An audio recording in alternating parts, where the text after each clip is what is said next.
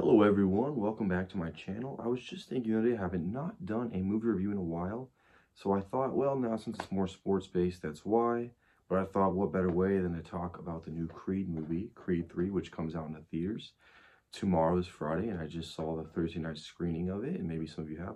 So I thought I'd do a spoiler-free review. Quick thoughts. Creed 1 is my all-time favorite sports movie. It really is. I grew up on Rocky Balboa being my favorite sports movie. And then Creed is just, I think, that only reboot where I said, wow, that is better than the original. For me, Rocky Balboa was, because that's my childhood. That came out when I was like 12. And Creed 2, real quick, loved Creed 2. Not quite as good as the original, but I thought it was probably the best movie that year.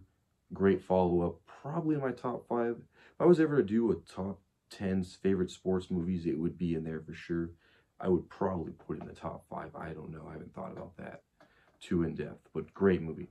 So Creed 3 is directed this time by Michael B. Jordan, the main star of the film, and he is also the star. He first-time director. So Ryan Coogler directed the original. I think someone named Stephen Caple Jr., something like that, directed the sequel. So this is B. Jordan's first time, and the film isn't bad. I mean, it probably sound like I hate it more than I do. A little disappointed, but not terrible. I'm surprised reviews are as good as honestly. My friend and I walked out, are both like, so let's go into Creed 3. I might compare it too much to the original. The fighting scenes, and I think it's when you have a first-time director, even when it's a big-name star, the original took you right into it. Like, it felt like at times it was a real boxing match.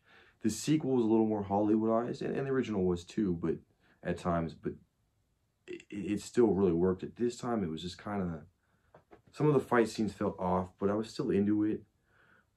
This isn't really a spoiler, but the previews tell you that Creed is like retired for a lot of the film. Obviously, there's going to be a fight scene. The posters tell you that. And they do a good backstory. You know, the first one was just kind of him becoming a fighter. The second one tied in with one of the Rocky movies. This one is his own story, and there's no Rocky in it. And I got to say, that presence was missed. It didn't really make sense why he wasn't. I think they're just trying to say it's his own franchise now, not in Rocky's shadows anymore. Reality is, I think they feel confident enough with these films that they can be successful without marketing Rocky, where at first you obviously needed him in there to make these films successful, because it's an IP. You gotta bring back the familiar character. But I miss Rocky. Duke Jr. is cool, I guess, but it's not. She's not Rocky, and you just don't get that same motivational sense. The pacing, it felt a little quick at times. There's a few scenes where I was like, I wish they could have elaborated a little more into that. Some things just went by really quickly. I will say I did like the backstory between Creed and the antagonist in this film, Jonathan Majors' character. You feel for Jonathan Majors' character at times, and there's actually really good motivation. So that did work.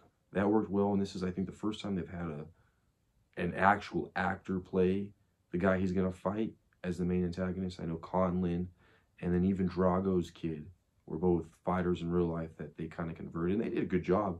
But there's more heart in this because you have an actor with more range. So that's something that did work.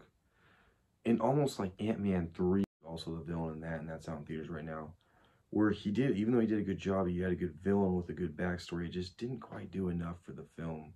Again, it's not terrible. I enjoyed it. It's just, I mean, for me, the original is an A+. I think the sequel's like an A-, close to an A. It was really good. I mean, if I watched them both back to back, I could probably do a few nitpicks on why 2 wasn't as good as 1. Mostly just I thought the fight scenes and the boxing scenes in 1 were phenomenal. 3, it just felt a little rushed, and it felt that, you know, even though I love some callbacks to the original and the second one that they did, there was certain elements in there that I thought were missing altogether, and it felt rushed. It felt almost like a straight to streaming service sequel instead of something theatrical. I mean, I'm glad it did get the theater experience. I love the theater experience.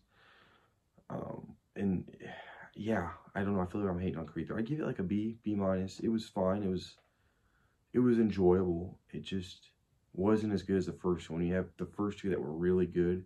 The first 2 would have sucked. I was like, okay, this is a good rebound. This is a good step up. But this one to me just was like, Little bummer, but, you know, hopefully there'll be a 4. It kind of seems like it could have been the end, but I also read there's probably going to be a 4. If it makes money, I'm sure there'll be a 4. So, we'll see. I'm always forward, looking forward to more of those if they make more. Because if this is the worst entry, it's really, still a really good franchise. But as always, thank you for watching, and like and subscribe for more content.